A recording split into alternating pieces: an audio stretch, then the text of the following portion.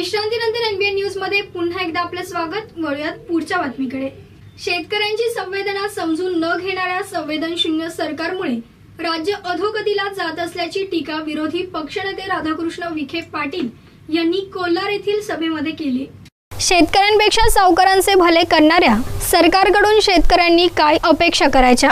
शेतकऱ्यांच्या संवेदना समजून न घेणाऱ्या संवेदना शून्य सरकारमुळे राज्य अधोगतीला जात आहे, अशी टीका विरोधी पक्षनेते राधाकृष्ण विखे पाटील यांनी कोल्हार येथील सभेप्रसंगी केली। कोल्हार भगवतीपूर येथील 2,06,00,000 किमतीच्या विविध विकास कामांचे भूमिपूजन व उद्घाटन नामदार राधाकृष्ण विखे पाटील यांच्या शुभ हस्ते करण्यात आले। या प्रसंगी येथील स्वर्गीय माधवराव खर्डे पाटील चौकात आयोजित जाहीर सभेप्रसंगी ते बोलत होते। कार्यक्रमाच्या अध्यक्षस्थानी ॲडव्होकेट सुरेंद्र खर्डे पाटील हे होते। यावेळी प्रवरा बँकेचे व्हाईस चेअरमन अशोक आसवा, उद्योजक राजेंद्र कुंकुलोक तसेच इलियासभाई शेख, बब्बाभाई शेख, याचबरोबर कोल्हार ग्रामपंचायतीचे उपसरपंच स्वप्नील निवे, डॉक्टर भास्करराव खर्डे, याचबरोबर कारखान्याचे उपाध्यक्ष पोपटराव लाटे तसेच संचालक ॲडव्होकेट भाऊसाहेब चेचरे, भगवतीपूरचे सरपंच रावसाहेब खर्डे, कोल्हार ग्रामपंचायत सदस्य ज्ञानेश्वर खर्डे, सयाजीराव खर्डे पाटील, संभाजी देवकर, राजेंद्र खर्डे आदींसह कोल्हार व भगवतीपूर ग्रामपंचायतीचे सर्व सदस्य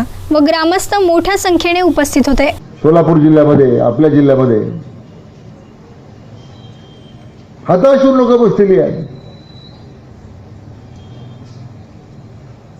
सरकार म्हणून आमच्या हातामध्ये कर्जमाफीचं मोठं साधन होतं, ते आम्ही दिलं नाही, तर पुन्हा सावकारच्या दारामध्ये आता लोक जायला लागले। आता सावकारचं कर्ज माफ होतं हे आता या सरकारने जाहीर केल्यानंतर आज भंडारदरा भरला, निळवंडे भरलं, उद्या निळवंड्याचे कालवे झाल्यानंतर काय होणार आहे? गोदावरीची आणखीन वाईट परिस्थिती आहे। आज आपल्या भंडारदरा आणि निळवंड्यावर 10% बिगर सिंचनाचं आरक्षण नाही आहे। आज दारणा धरणावर 52% आरक्षण झाले बिगर सिंचनाचं। ते फक्त 50% धरणाचं पाणी शिल्लक राहिलेलं आहे। मगाशी सुरेंद्र पाटील म्हटले ते बरोबर आहे। काही लोकांना आम्ही एकत्र आल्यामुळे त्यांचं महत्त्व कमी होईल असं वाटतं। आम्हाला कोण रामराम करणार, कोण जीव घालणार, असं काही लोकांचा प्रश्न असतो। परंतु हे निसर्गाचाच न्याय आहे हा। नाही माणसांनी एकत्र येऊ नये काही साठी काही लोकांचे प्रयत्न असतात। सरकार सांगायला लागेल की पुनर्गठन करा, लोकांना अनुदान द्यायची आपण मागणी करतो।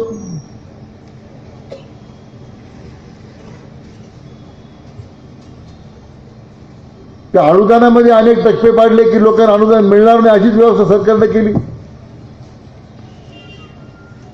लोकांनी काय करायचं?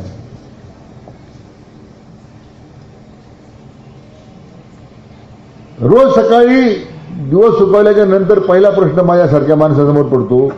यावेळी नामदार विखे पाटील यांचा सत्कार करण्यात आला। ॲडव्होकेट सुरेंद्र खर्डे पाटील तसेच इलियासभाई शेख व अशोक आसवा यांनी यावेळी मनोगत व्यक्त केलं। आभार प्रदर्शन उपसरपंच स्वप्नील निबे यांनी केलं। प्रतिनिधी साई प्रसाद कुंभकर्ण, एनबीएन न्यूज कोल्हार।